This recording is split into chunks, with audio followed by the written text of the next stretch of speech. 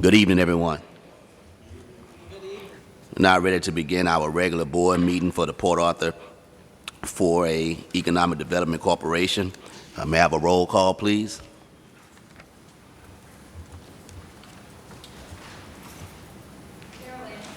Here. Beverly Raines. Christopher Smith. Here. Rashad Harris. Here. Caprina Frank. Here. Jerry LeBeau. Here. Rhonda Connor. Here. You have a quorum, Chair. Thank you so much. We'll stand for the invocation. I'm going to ask Mr. LeBeau to do that for us. Heavenly Father, we come to you today asking for your grace, your guidance, your wisdom, support as we begin this meeting. Amen. Amen. Pledge.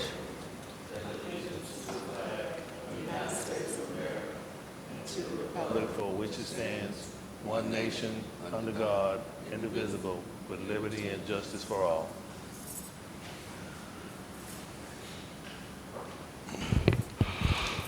So before us, we have a copy of the minutes from our regular board meeting from the 1st of November, a special board meeting November 9th and November 29th. May I have a motion to approve those? Second. It's been moved by Mr. Smith and second by Ms. Connor that we approve the minutes for those three meetings. All in favor? Aye. Opposed? Motion carries. There being no petition, we have two communications. Okay, the first one is the 122nd annual banquet for the Chamber of Commerce. It's being held February the 17th. As always, Joni sends out an email, and according to the response, we'll decide if we're going to get a table or, individual tickets. So be on the lookout for the email.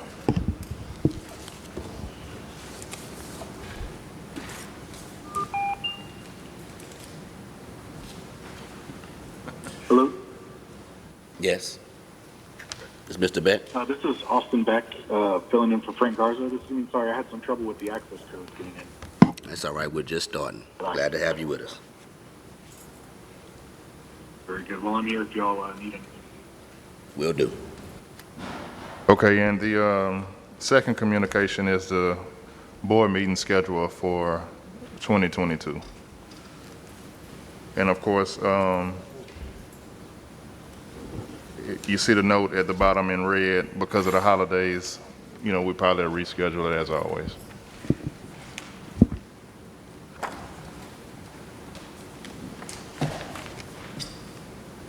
All right. Thank you.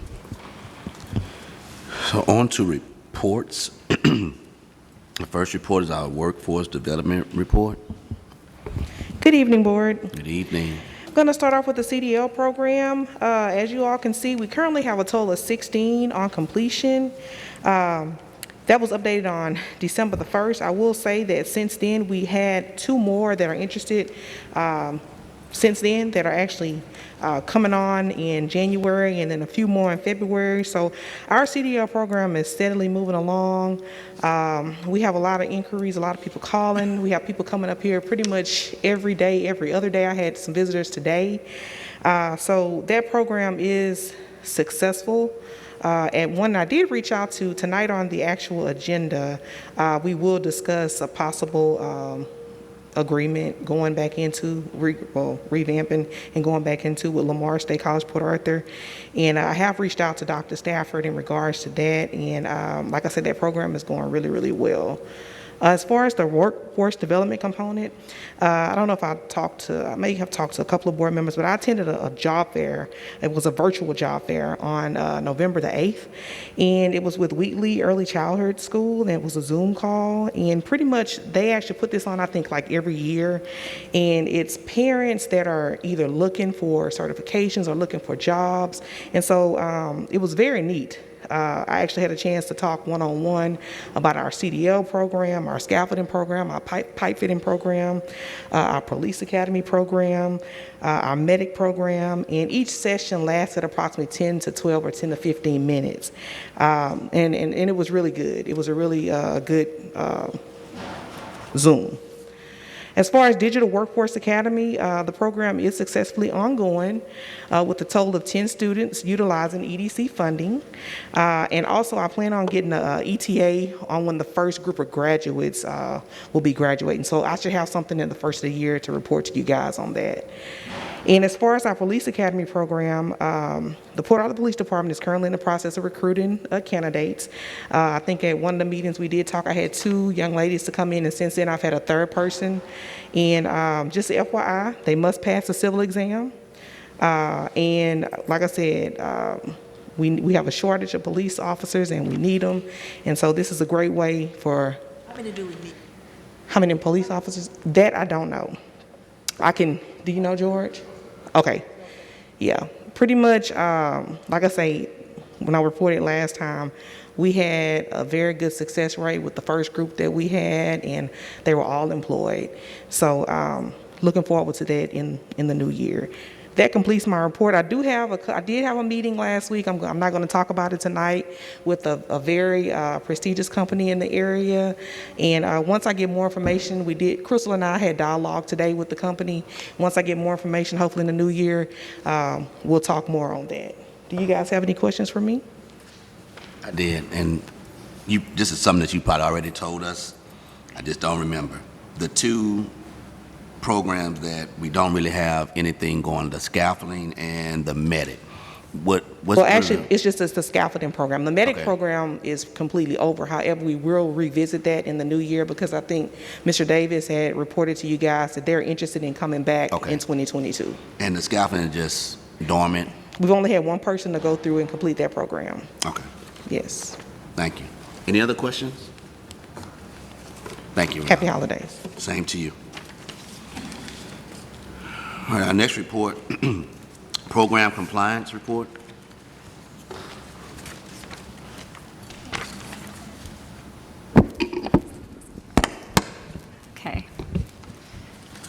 Okay, so on your compliance and operations report this evening, you will see Port Arthur Recycling back on your agenda this evening to approve the Amendment 1 to their incentive agreement, where you all agreed to give them 2 additional years to complete their promised performance.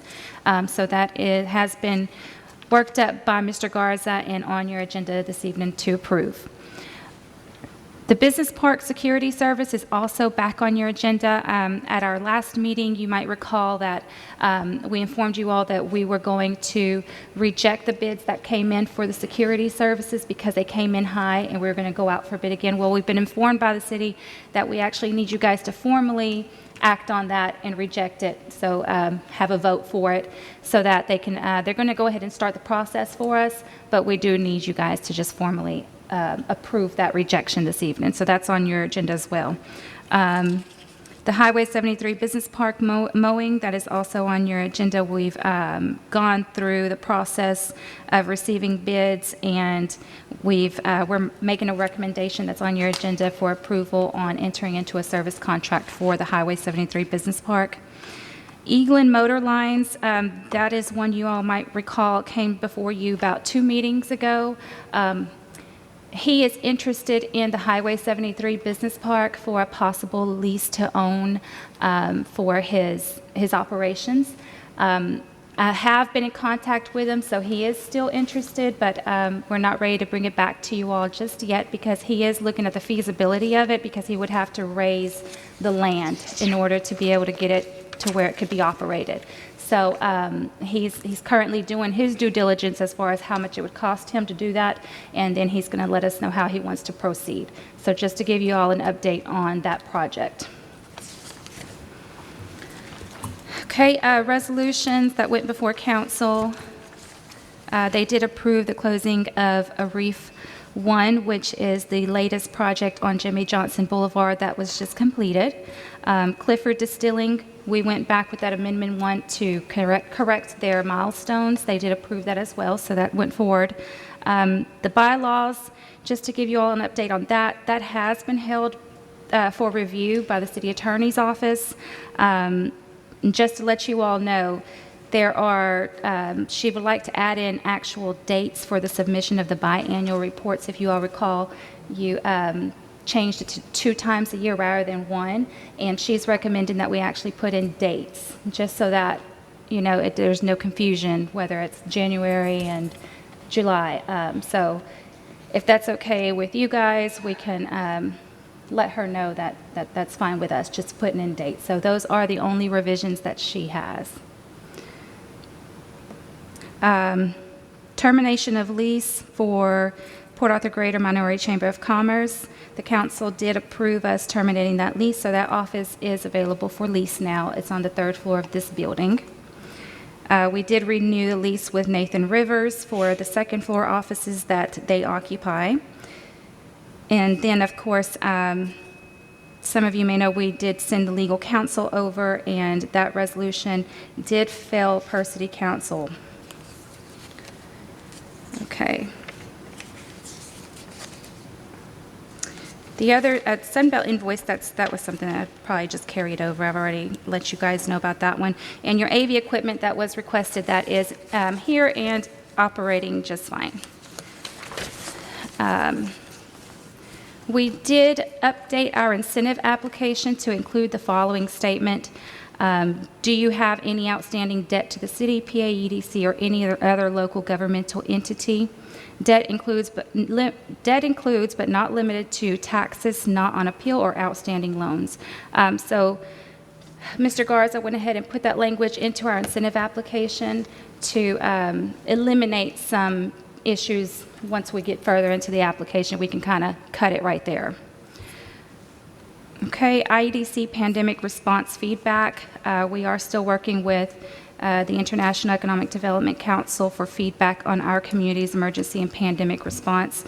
George and I met with them several weeks ago, and they should be reaching out to several stakeholders in our community as well to get feedback as far as how our community has responded to the pandemic. And that's all I have for you guys tonight. Go right ahead. On the termination of the lease, I missed that meeting, but I looked at it. My understanding is we had someone that was gone in that spot. We do? We do have an interested party, and it is on your agenda for this evening. Okay. Thank you. Any other questions? When would we talk about the council, legal counsel? That's later? It's on the agenda tonight. Yeah, it's on. Y'all eager to start tonight, I did read that, but you read it like it wasn't nobody that was coming in position. Yeah. Okay. In that spot, I'm sorry. Any other questions? Thank you, Crystal. Next, we have our financial report. Do we have a financial report tonight?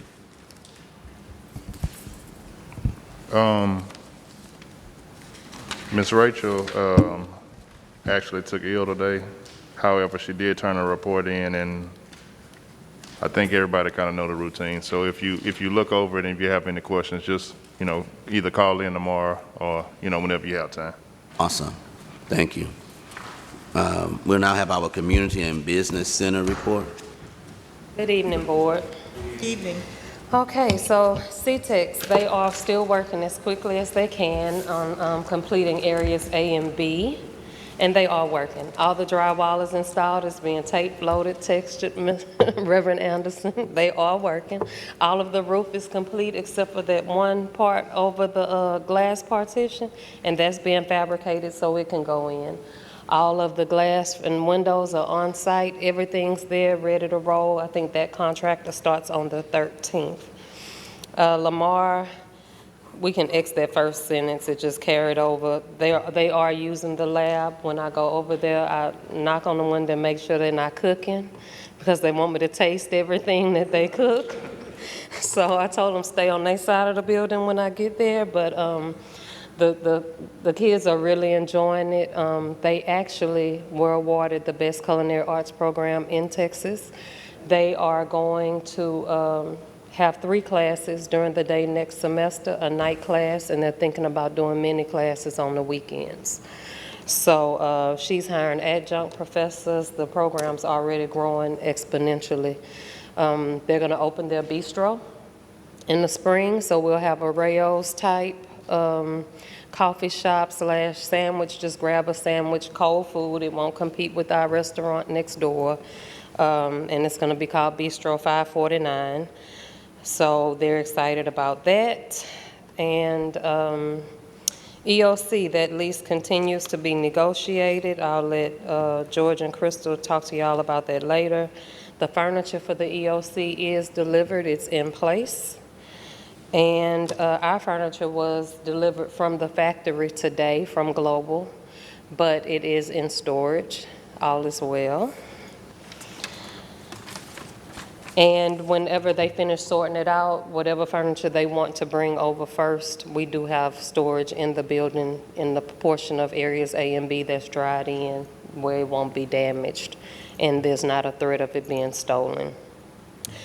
So we still have a lot of interest for long-term lease space. And Crystal and I talked, I think I've decided on what rate I'm going to charge for that long-term lease space. The gentleman that is interested in the short-term lease on the 3rd floor is already taking 3 or 4 of those offices at my building once he leaves here. So I think I only have maybe 3 to lease. I did have those leased, but that foundation had to go ahead and take some space at Lamar because they just couldn't wait any longer. Also, you know, part of what I'm charged with is developing an entrepreneurial ecosystem downtown, not just relative to the press building. So we are working with other owners downtown to make sure that their lease rates are comparable. And if we have any overflow tenants, people that we can't accommodate, we are referring them to those people so that we can get some bodies down here and get that started. And with that being said, on Friday, I was contacted by a company that operates the Houston Grub Park. You know about that? It's over by NRG. It's a food truck park. But it's fenced in, it's real nice, it's outdoor eating, so I've spoken with the property owner downtown today. He's very interested.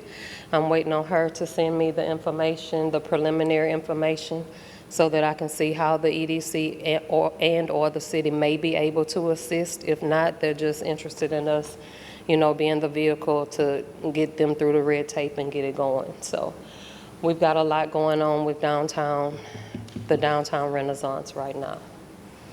And I know that CTEX is already, you know, moving dirt for the apartments and things like that, so it's getting exciting. And now that I have that lease rate, I'll have your pro forma budget so we can see what our operating revenue and expenses should be ready for you at the January meeting. And that's all I have tonight. Got a question. You said they're going to have short-term and long-term lease. Do you have like an idea of short-term? It's all long-term, but he's doing short-term here and then long-term there. Long-term is what, 3 plus? They're about 3 years. Got you. Okay. Any other questions? All right, thank you. Thank you, Jenna. All right, we have our interim CEO report.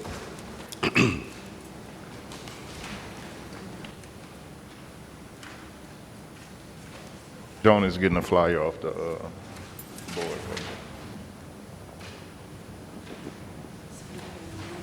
Okay.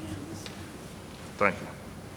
The only thing that I was going to mention is this Saturday, downtown from 12 to 8 p.m., there's the Christmas deal that the city does downtown. It's supposed to be real big this year. I believe they're going to have like zip lining and the ice skating under the pavilion, the food trucks. That's what made me think about it. The food trucks and different vendors are actually going to be in our parking lot. So if you guys want to bring the family out, it's from 12 to 8 p.m. Saturday, December the 11th.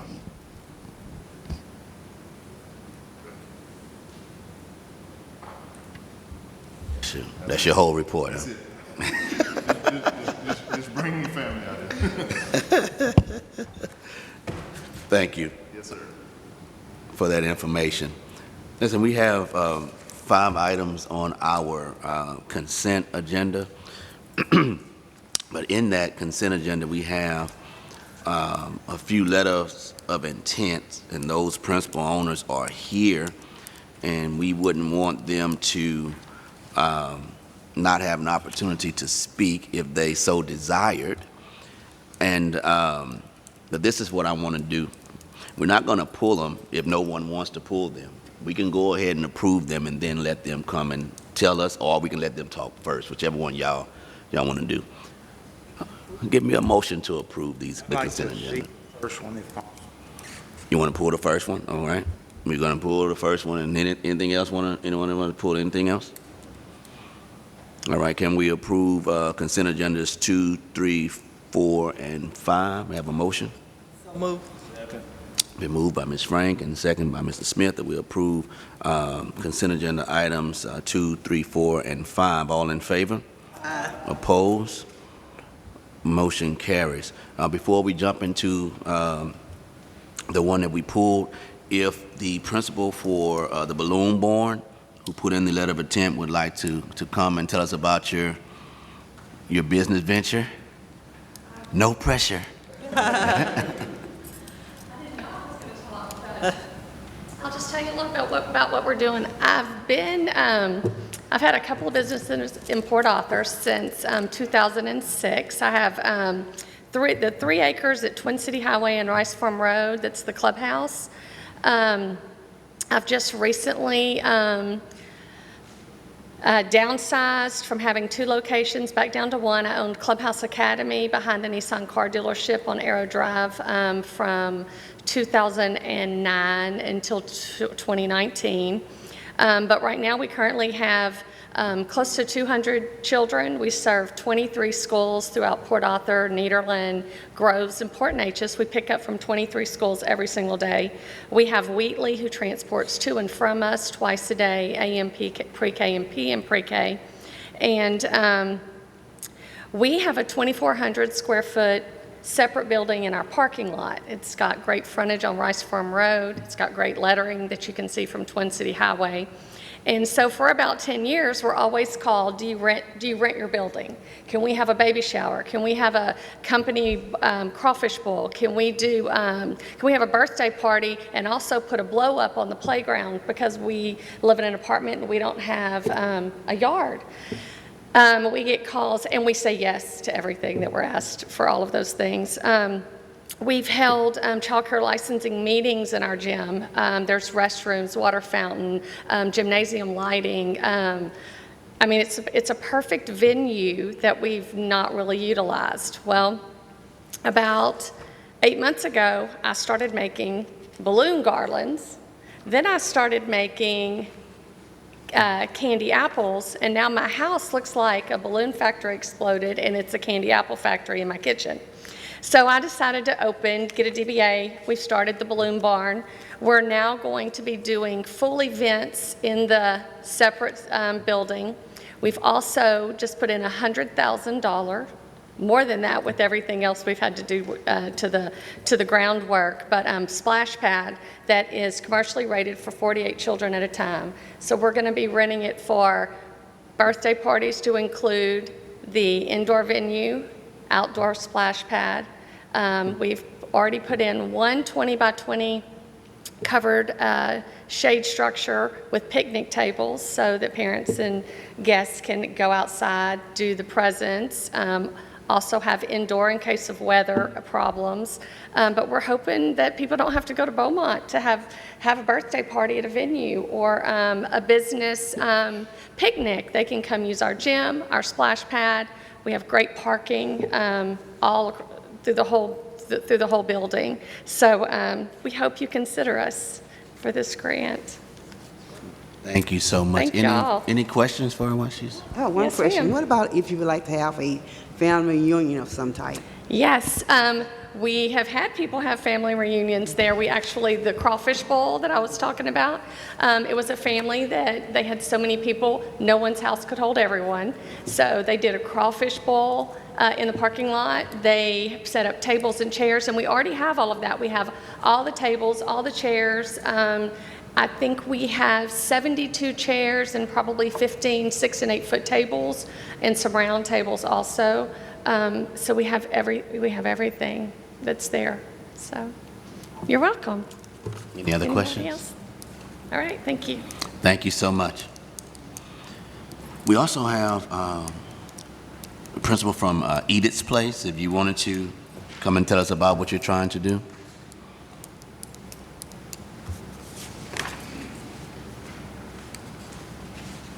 Hello, good evening. Good evening. I'm Diane Guidry. My husband Tommy Guidry and I, we do own Edith's Place, which is walking distance from here. And we've been blessed to be there since 2017, even through the pandemic. We've really been blessed, whether it was coming out of our own pocket, whether the port utilized us to cater for the military. And so we've pretty much locked that in because the colonels who have come here have personally requested that we feed their troops when they come.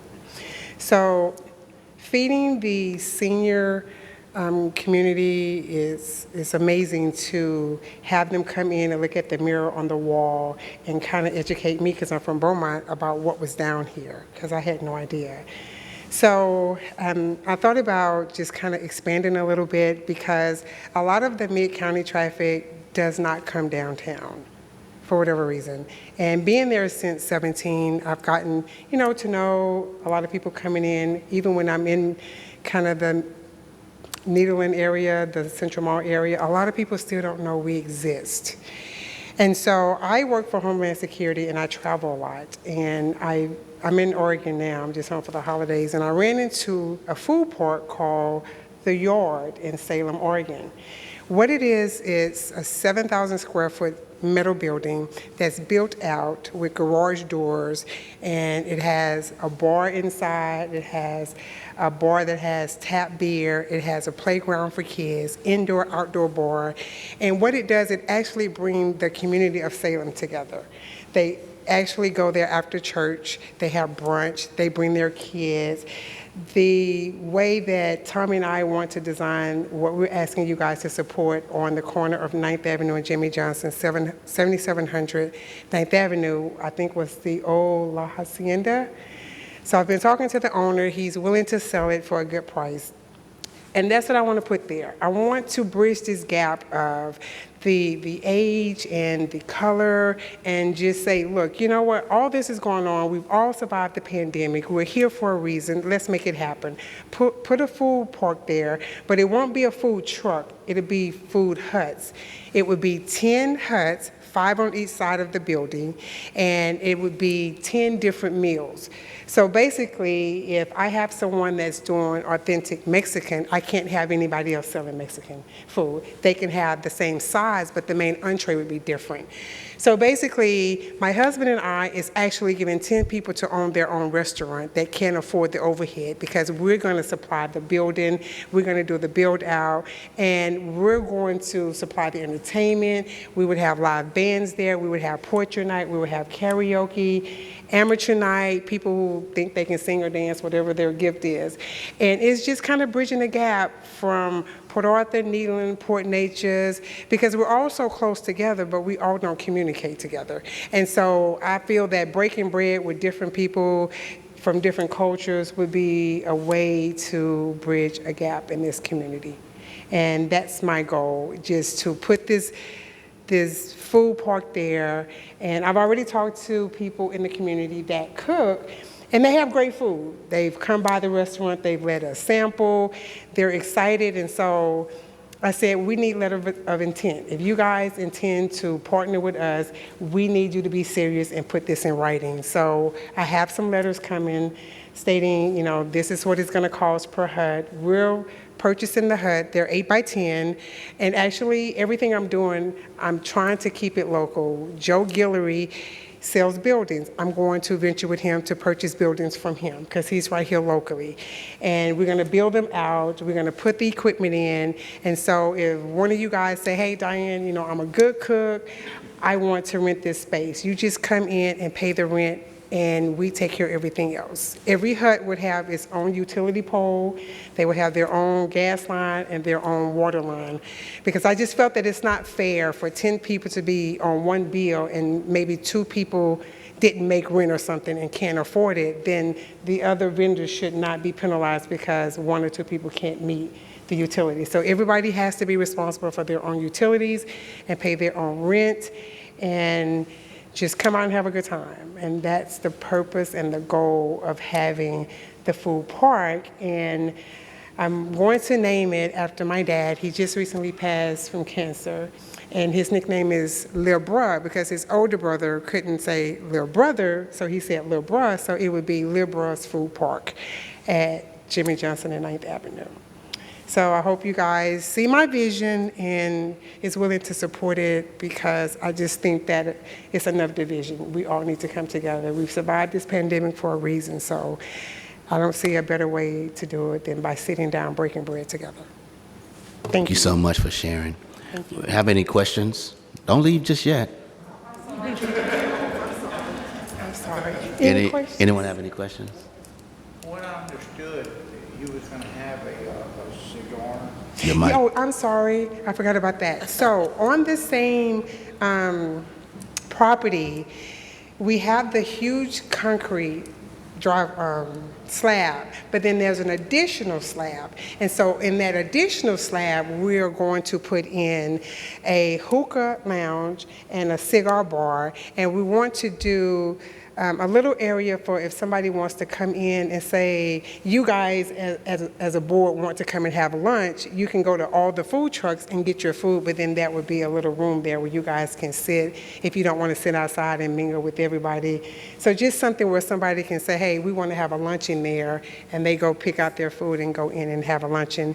And then I've been owning my own tax business for over 20 years in Beaumont, and I wanted to put a little office there and target the low-income apartments around there because being in taxes over 20 years, I see a lot of tax offices charge a whole lot of money to do 10 minutes of work, and it doesn't take $400 to $500 to do a tax return.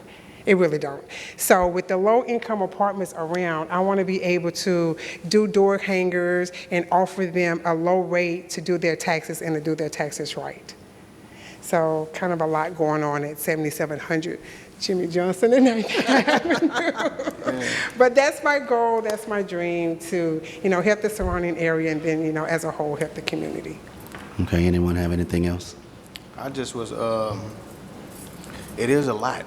So you saying you're gonna have like a 10 building that's gonna cover all these places, or? Well, the main food park with the garage doors where you actually sit in, right. That building is going to be about 6,500 to 7,000 square feet. Mm-hmm. So it's kind of like where I am now, and then where the gentleman is here, Mr. Christopher, there's another slab poured. And so I would have to go and do the infrastructure there to take care of the hookah lounge and the cigar bar. It would be separate, but on the exact same parking lot. Sure. Yes, sir. So even the food trucks would kind of just be like around it? The food park, so if I'm standing at the building, I would have 5 food huts here and 5 food huts here. Okay. And if you walk in from 9th Avenue, it would be like a foyer in the building because where the La Hacienda had their restrooms, we're gonna plug right back into where that is. So we won't have to cut the concrete and reroute a lot of plumbing. We're just gonna place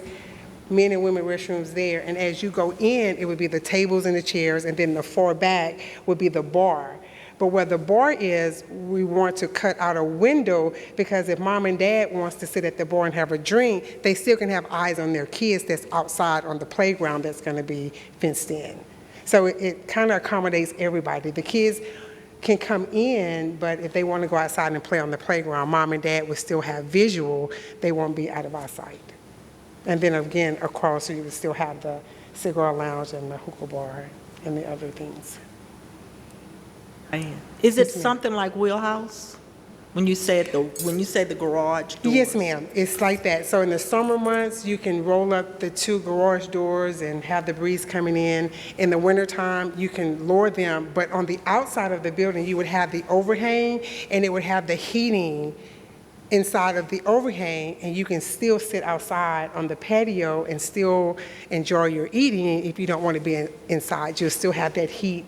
And then the other heating elements we'll purchase and put them in between the different tables and chairs that we'll have out there. That's what I was concerned, like the different weather conditions, like Yeah. if it's raining, Would it prevent people from, would they still be able to go out, and would it be a covered shed around this to where? Yes, they still can go out and sit, because if this is the building, it's going to be an overhang, and the overhang goes around the entire building. So you can still have tables and chairs sitting next to the building, and you're dry, or you can go inside. Gotcha. Either way.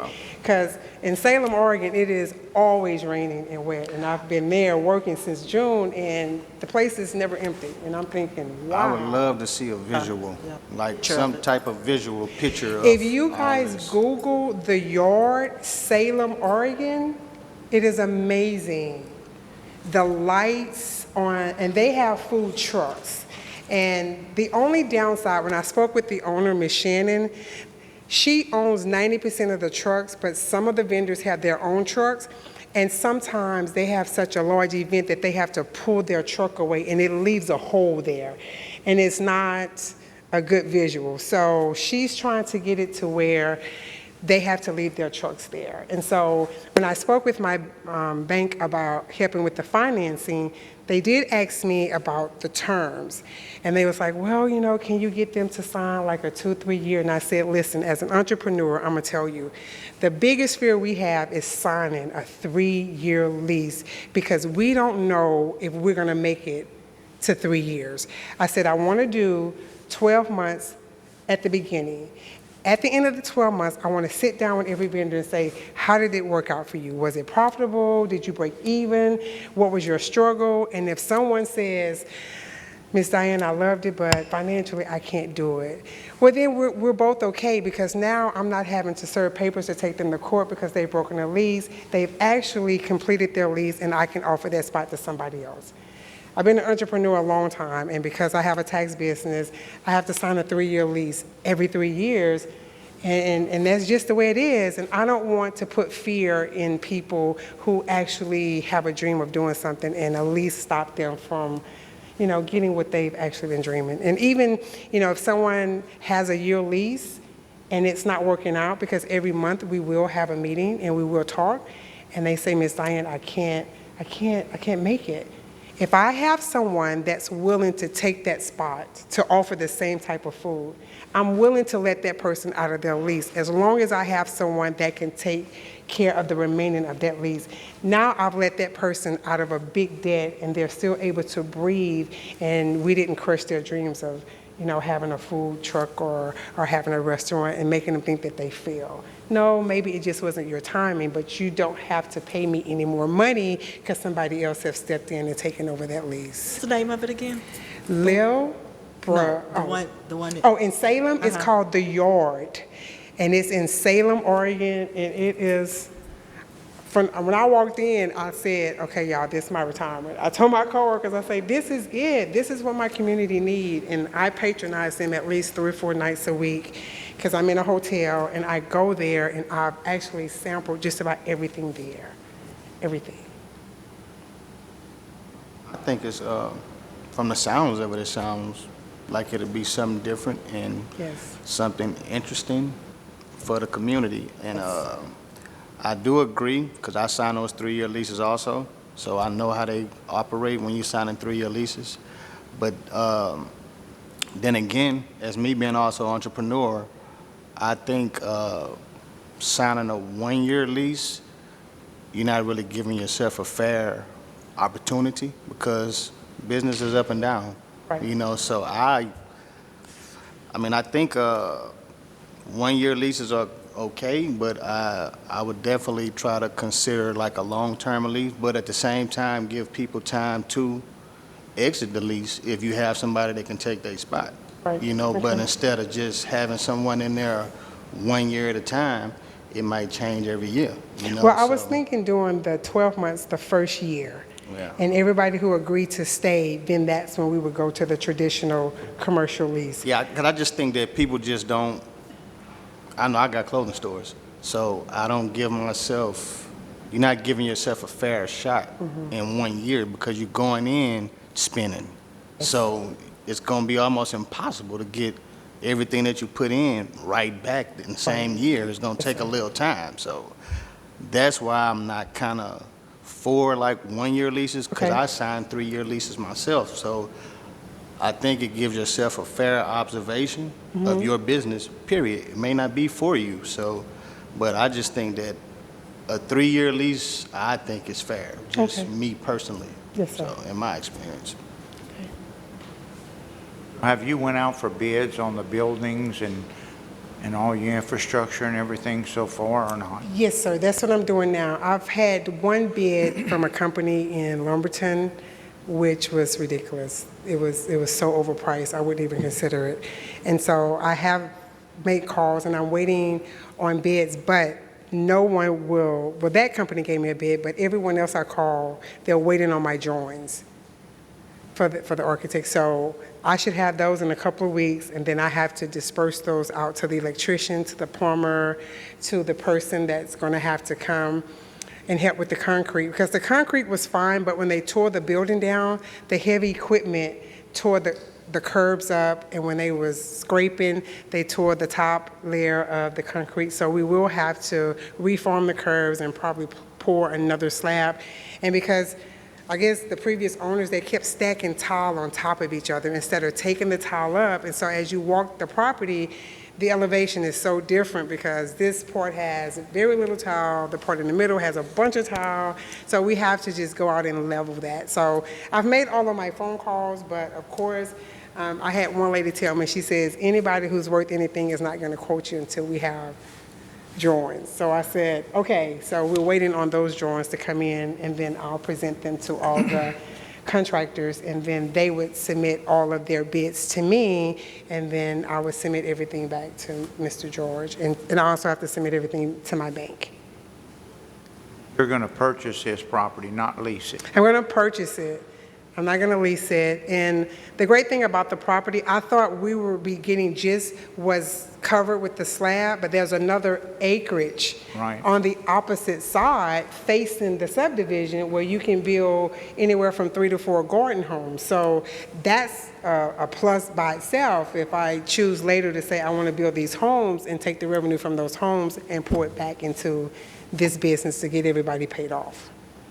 All right, thank you so much for your time. You're welcome. All right, Any have a more good questions before I one. get- Great idea. Thank you. Great idea. All right. Let's look at consent, huh? That's what I'm going to right now, sir. And let's look at consent agenda item number 1, to discuss for possible consideration the approval of an economic infrastructure agreement with Gulfway Shopping Center. I'd like to do that in closed session if possible. You want to bring it to executive session? All right. Let's move consent agenda item number 1 to executive session.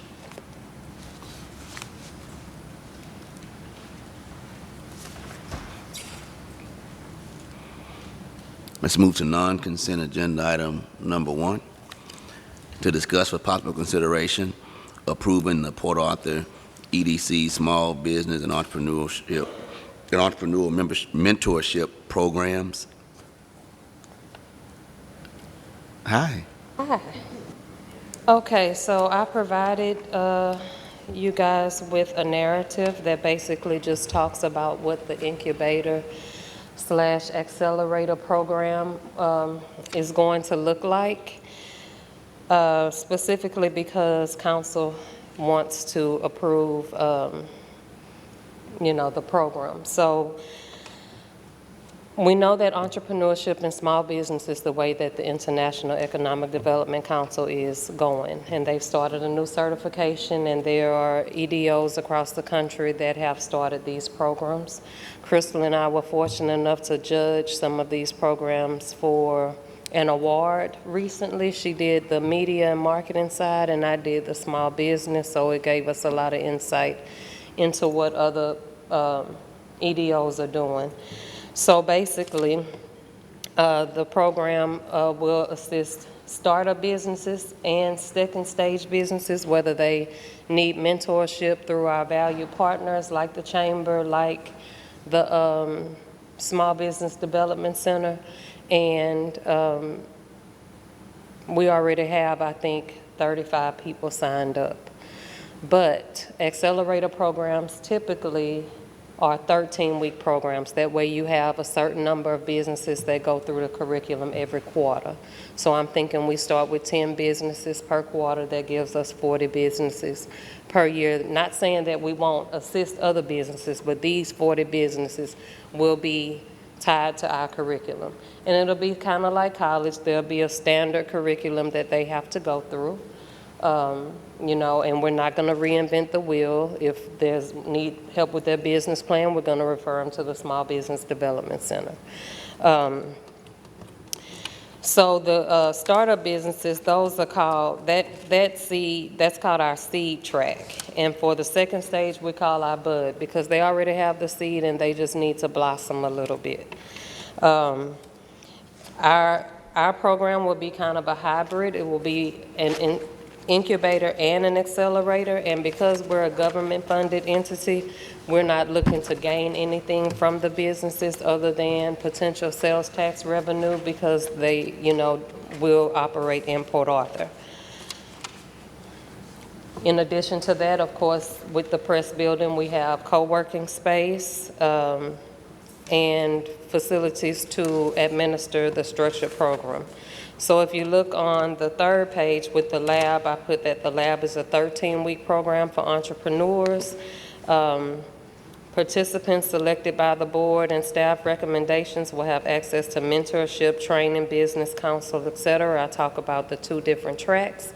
And an example of the track with the startup stage, like idea, inspire, events, educate, launch, and develop. I've already been in contact with some accelerators in Houston that have access to angel investors and those people who are looking for small companies to invest their funds into.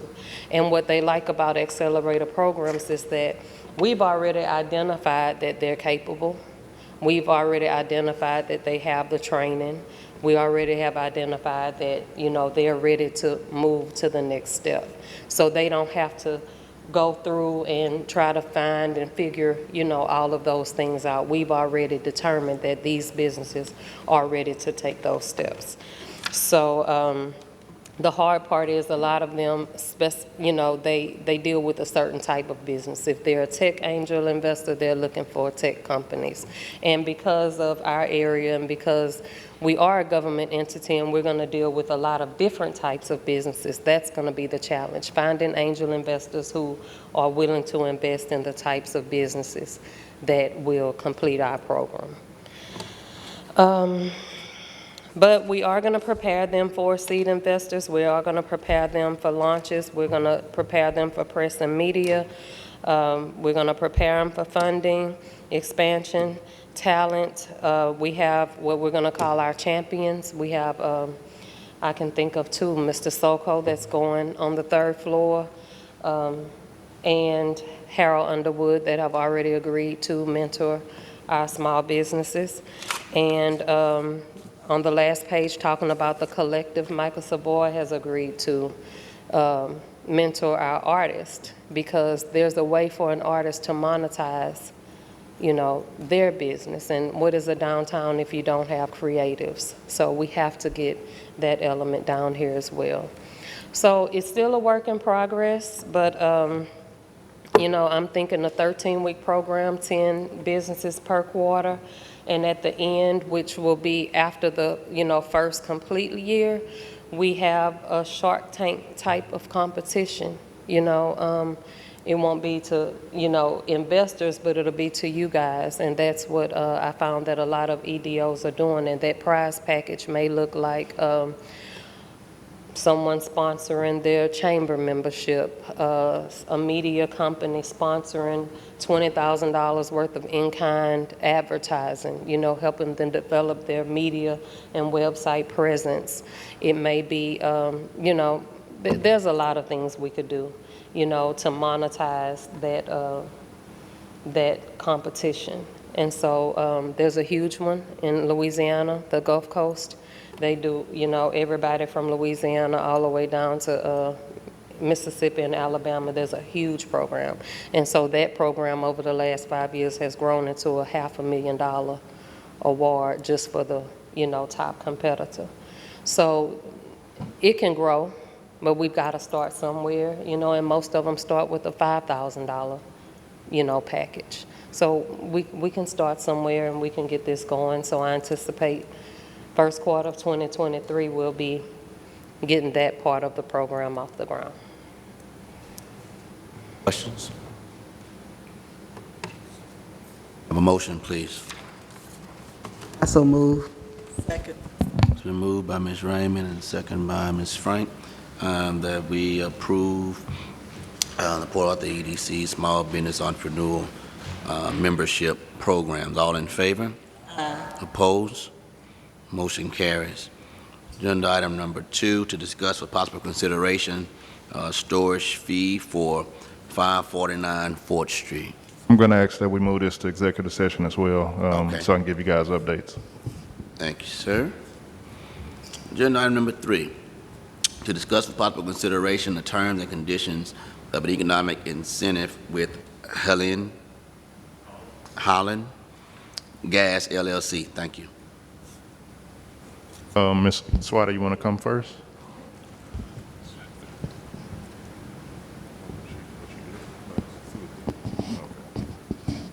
Good evening. I'm here to answer any questions or anything, but also to thank the EDC for considering the Swati family's application for fuel transportation business to launch that as a vertically integrated arm in the city of Port Arthur. We've been doing business in Port Arthur for 25 years now as a essential fuel distribution company and one of the largest ExxonMobil and Shell jobbers in Southeast Texas. So we made an executive decision last year to vertically integrate our transportation side of the service that we outsource and bring it in-house with, of course, a separate corporation, but the client being Swati Enterprises. So we thank all of you for considering our application. And if you have any questions, I'd be happy to answer them. Couldn't give us an update, George. I mean, I remember when she came and explained it all to us not long ago. So Yeah, well, real quick, of course, we do the 3-year deals. We told her to be conservative, and even conservatively, she said she's going to hire 19 with the average salary of around $84,000. And so here is what the numbers came out, and what we're asking you guys to approve the terms and conditions, and then we'll come back next month with the actual agreement, because there are a few things that we need to put in agreement, and Crystal discussed it with her today. And trust me, nobody had any issues with it, but it's for the legality of everything. Of course. So, we're asking you guys to approve this. 84,000, what is the job? CDL drivers or? CDL hazmat endorsed. Okay. Yes. Tanker truck. They're tanker trucks, yes.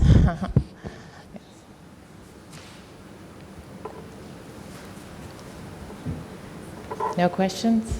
Okay. Not an exciting business to ask questions about. I mean, what's exciting, you're hiring. You gave us a very good detail on that. You did very well. Thank you so much, everyone. And just so that you guys know what it is you're actually moving on today, we're approving the amount of the incentive, which you'll see in the yellow boxes on that front page that George provided to you all. And then also on the second and third page are the actual terms, which will, on the third page, you'll see what she'll have to perform as far as employment and payroll goes. So where you see total accumulated payroll on the third page, under year 3, that is the total payroll that she'll have to produce over 3 years. So tonight, we're just asking you to approve these terms, the amount, and then we'll prepare the agreement and finish out our due diligence and bring that to you next meeting. Have a motion, please. So move. It's been moved by Mr. Smith, second by Ms. Connors and Ms. Frank, that we approve the terms and conditions of this economic incentive with Helen Gas LLC. All in favor? Opposed? Motion carries. Agenda item number 4, to discuss with possible consideration and infrastructure economic incentive with PAR Enterprise. Mr. Davis? Yes, sir. I think prior to the pandemic, Ms. Richardson came and discussed that she needed a little more time due to the pandemic. So basically, she got everything to us, and we highlighted, it should be on the second page of the packet, but page 1 of her bid. We did highlight everything, Ms. Raymond. You remember last time? Thank y'all so much. Hey, I'm easy. So I say if that's what they need, we'll make it easy. And so, yes, ma'am. And so, you know, again, on the first page is the total for her infrastructure, and then what we're asking you guys to approve is the bottom number. Questions? May I have a motion, please? I so move. Second. It's been moved by Ms. Raymond and second by Mr. Harris that we approve the infrastructure economic incentive with PAR Enterprise Script Care of Texas Pharmacy. All in favor? Aye. Opposed? Motion carries. Agenda item number 5, to discuss for possible consideration a letter of intent from the Scalco Group LLC for the lease of office space at 501 Proctor Street. Mr. Davis. Yes, sir. This is a letter of intent from Mr. Soko. He has an engineering group, and as Ms. Frank alluded to earlier, this is the guy who wants to take that space. So we're asking that you approve his letter of intent, and then you will deal with the next one. How long is the lease? Ma'am? How long is the lease? I thought it was a short-term lease. Right. On the next one, I'm sorry. The next agenda item is the lease, but we decided to do month-to-month with him because we know he is moving across the street into the press building whenever it's open. I get the second. It's been moved and second, moved by Ms. Frank, second by Mr. Harris, that we approve the letter of intent from the Scalco Group LLC. All in favor? Aye. Opposed? Motion carries. Agenda item number 6, to discuss for popular consideration approving the lease agreement with the Scalco Group LLC for space at 501 Proctor Street. You want to repeat what you just said? That it's a month-to-month lease? May I have a motion, please? I move. Second. It's been moved by Mr. Harris and second by Ms. Raymond that we approve the lease agreement with Scalco LLC for the space at 501 Proctor Street. All in favor? Aye. Opposed? Motion carries. Agenda item number 7, to discuss for popular consideration the award of a bid and the approval of a contract with Joey's Tractor Service for the mowing of Highway 73 Business Park. Okay, we had a committee to review the bids for the mowing of the Highway 73 Business Park, and on the sheet highlighted is the recommendation of the committee, so we're asking that you approve it. Any questions? It's the one for $65? I read it somewhere, but I can't find it. Yes, ma'am. Okay. I so move. It's been moved by Ms. Raymond and second by Ms. Connor that we award the bid to Joey Tractor Service for the mowing of the Highway 73 Business Park. All in favor? Aye. Opposed? Motion carries. Agenda item number 8, to discuss for possible consideration the rejection of the bids for security services in the Spur 93 Business Park that were received on October 20th, 2021. Yes, this one, Crystal mentioned earlier that the purchasing department just wanted you guys to officially reject it, and then we'll come back to you so we can go back out, because the people that actually have been doing the security for us weren't allowed to bid the last go-round, so we've been doing month-to-month at the original price from the last contract, and we'd like to give them a fair shot because we do like the service that they're doing. So that's why we're asking you to reject it, so we can go back out for bid and give them the opportunity. The motion, please. Quick question. Were they not aware of the contract being rewarded and being up for a bid? Right. They had no idea, and until we contacted them. Okay, thank you. Yes, sir. I'm sorry, my mic is on. I need a motion, please. So the other ones, you're saying they had 3 other bids, and they were too high, is that what they're saying? Correct. The bids that we had were higher than the one that we're paying now, and the fact that they didn't get opportunity to bid, we'd like to give them the chance, considering that it is a more feasible price. Do you want to give them a chance, or the city wants to give them a chance? No, we would like to give them a chance. Okay. Okay. I'm not going to say it. But it's up to you guys. Okay, I got a question for you. Go ahead. Okay, help me to understand. Okay, you rejected the bid because it was high, but we're going to reject the security service bid and allow them to rebid? I'm trying to understand. I can say it, got you. Mr. Davis. I can say it. Go ahead, sir. The issue is, the way procurement is done, they were not aware that it was time to put in the bid, the way the process is done. And I think that's the nicest way I can say that. We improve the process? It's not our process. Oh, it's the city's process? Okay. Because that just doesn't happen. Correct. Yeah. Did I clarify that? Because once you start something, Yeah, that's you're going to have to continue it. yeah. That's the whole issue. Looks like that should be in-house. That looks like that should be us, because we control that.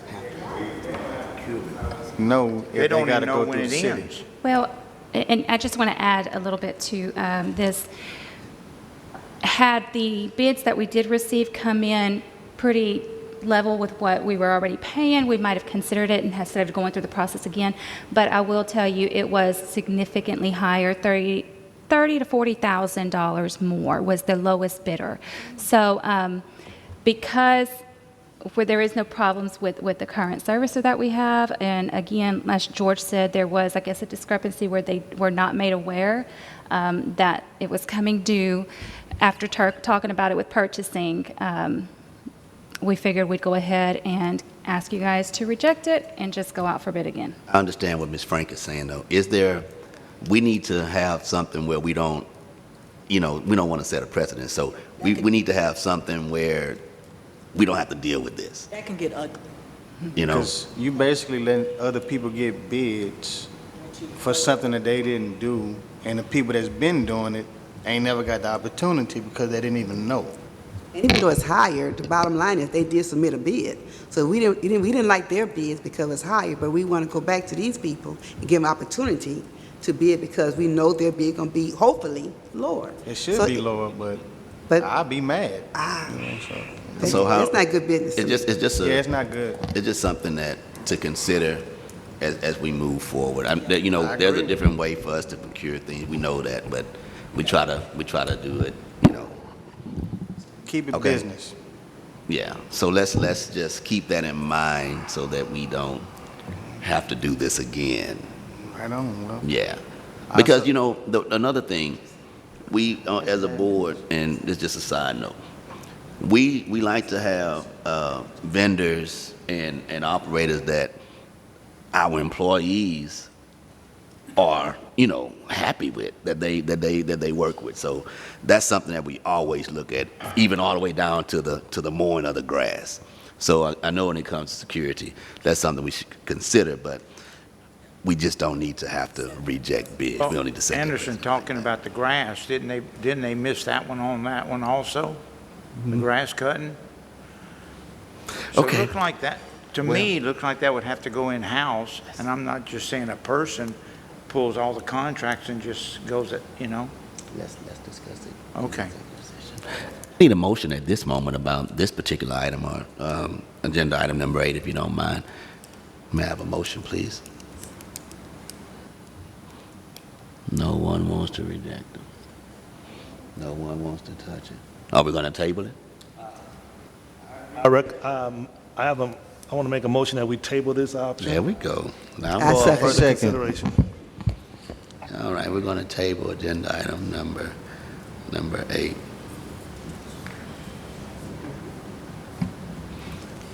Agenda item number 9, to discuss for possible consideration the renewal of the CDL training agreement with Lamar State College, Port Arthur. Is that, Ms. Nana? Okay, as you all know, we already have a training agreement in place with Lamar State College, Port Arthur. And basically, that agreement is actually coming up for renewal in 2022. So we're just asking for you guys to approve it. Nothing has really changed. The agreement has stayed the same. Pretty much Class A, standard price, Class B, standard price, allocation of $75,000, which is what we did last year. $37,500 for enrollment and $37,500 at completion. We max them out? They spend all the money? Yes. How many employees, oh, how many kids or whatever they are? How many students? It was in the report tonight. Okay, Yeah. okay. So it was pretty high. It was one of the programs that was pretty high up there as far as completions Yes. for people entering. I think last time I reported was half. I think that's it was half. necessary. I think that's a good project. Yes, it is. I think it's great. It's in a very high demand. Okay.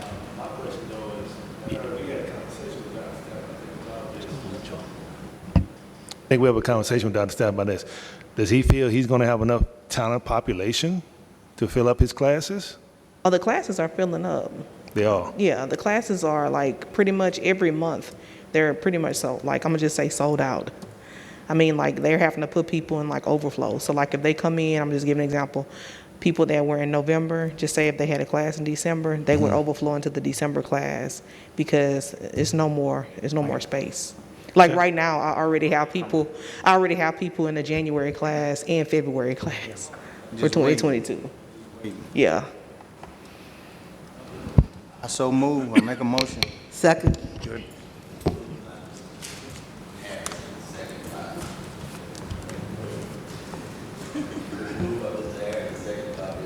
Raymond, that we approve the CDL agreement with Lamar State College, Port Arthur. All in favor? Aye. Opposed? Motion carries. Thank you. Thank you. Agenda item number 10, to discuss for possible action, the selection of a PA EDC legal counsel. Mr. Davis. Let's see, I think, well, I was asked by one of the chairmen to add this to the agenda because I believe that they wanted to discuss the last council meeting on this particular item, so it's open for discussion. Okay, so Jerry.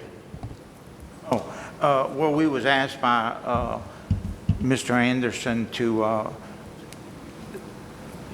contact our councilman to find out the reasoning, and I guess everyone did. I did, and I'd like to just hear the reasonings, but see if they're different than mine. Okay. Can I say something? I'm ready. Go ahead. Okay. We have a process in place, and it's governed. It's in the bylaws. We voted. I would like, and my suggestion is that we would ask the city to put it in writing why this man, this firm that has represented us and has done a great job, why they would not approve it. And I second that motion. Me too. Like, what's the problem? Like, what would even be brought up for? What reason? Like, some bad blood, or I don't understand.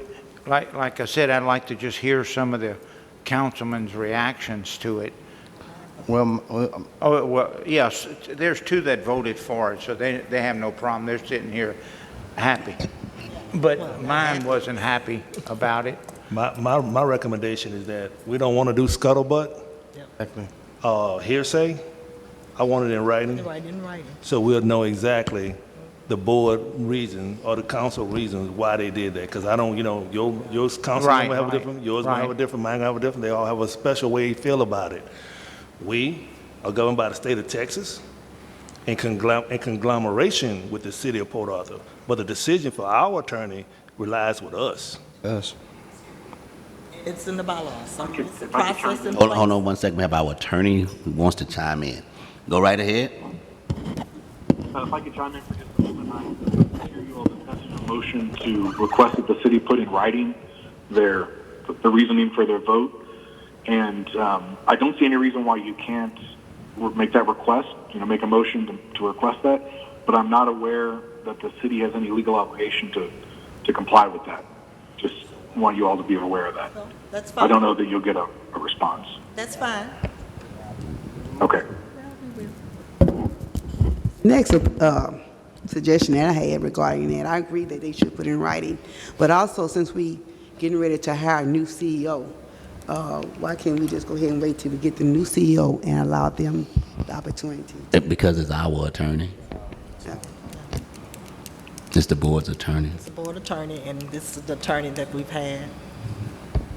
What about a workshop of some type with the city and the EDC? I mean, we got to find out what the issue is. Ain't gonna work. Too We many. got to work together. Big- I mean, I big- just came back from training, and It's not- if you don't have the city council and the EDC working together, we got a problem. Well, you got to remember, we have bylaws. I understand. There's a bylaws and we're governed. We're not doing anything illegal. We're not doing anything. We are the board, and it says that we approve it and it goes to council. Council makes sure that it is in the best interest of the citizens. We would like to know, we are the board. We're the board. And if they have a problem, just vote no. We want to know why. We want to know why. We sit here and we vote and we talk and we study, and then for it to just say no, I would like to have a reason why.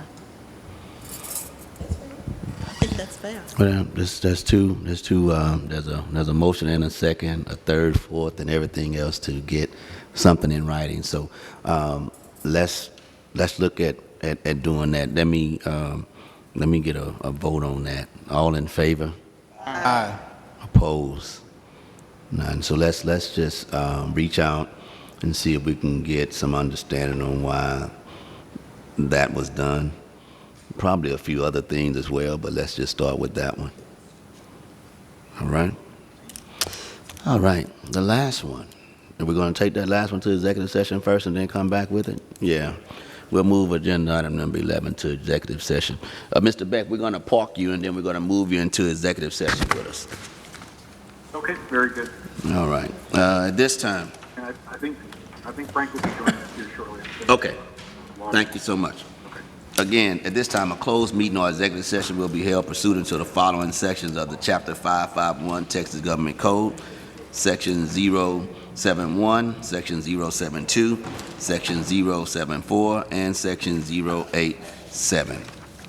Let's move to executive session.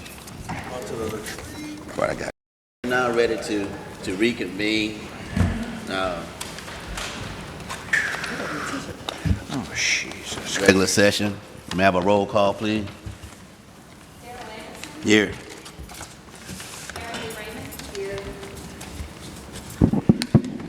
Christopher Smith. Here. Rashad Harris. Kaprina Frank. Here. Jerry LeBeau. Here. Rhonda Connor. You have a quorum, Chair. Thank you so much. Coming out of executive session, we have a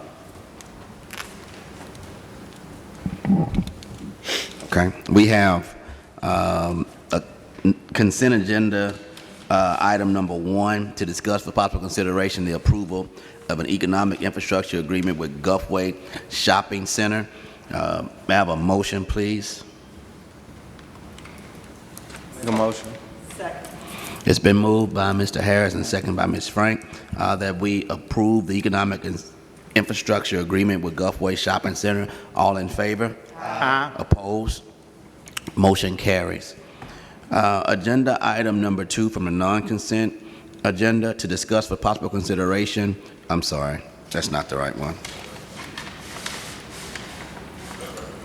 Oh, that one too? Okay.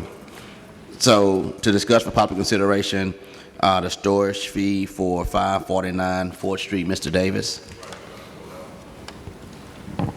We're just going to drop it from the, okay, we're going to just remove that from the agenda. Do we need a motion or a vote on that? May I have a motion to remove that agenda item, please? Move. Second. Okay, it's been moved by Mr. Smith, second by Ms. Raymond and Ms. Frank to remove agenda item number 2 from the agenda. I'm missing something. Yeah, number 8. Thank you. To discuss for possible consideration the rejection of the bids for security services in the Spur 93 Business Park that were received on October 20th, 2021. Mr. Davis. You don't have anything? Well, let me have a motion. There you go.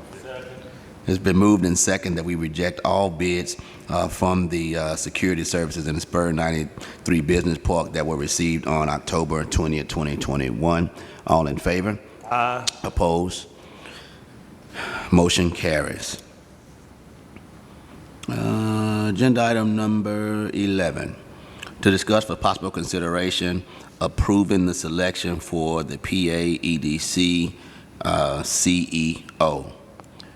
We spent a great amount of time interviewing candidates, narrowed it down to 3 that were able to come and present to us at our last special board meeting. Coming out of that meeting, on today we have decided to move forward and offer that CEO position to Ms. Jessica Carpenter. That's going to be our motion for today. All right, may I have a motion, please? A motion. Y'all raced for that one. All right, it's been moved by Ms. Connors and second by Ms. Raymond that we select as our next PAEDC CEO, Ms. Jessica Carpenter. All in favor? Aye. Opposed? Motion carries. Thank everyone for the help with doing that selection. It wasn't as bad as we thought it was going to be. Thank God for that. But it did still take time and due diligence, and there's still some work to do as it relates to that. So thank everyone that's been involved in that from start to even right now. Now, Merry Christmas to all of y'all. Make a motion that we adjourn the meeting. Merry Christmas to all of you. All right, been moved and seconded. We adjourn. All in favor? Aye. All right, y'all have a great rest of the day. Chris.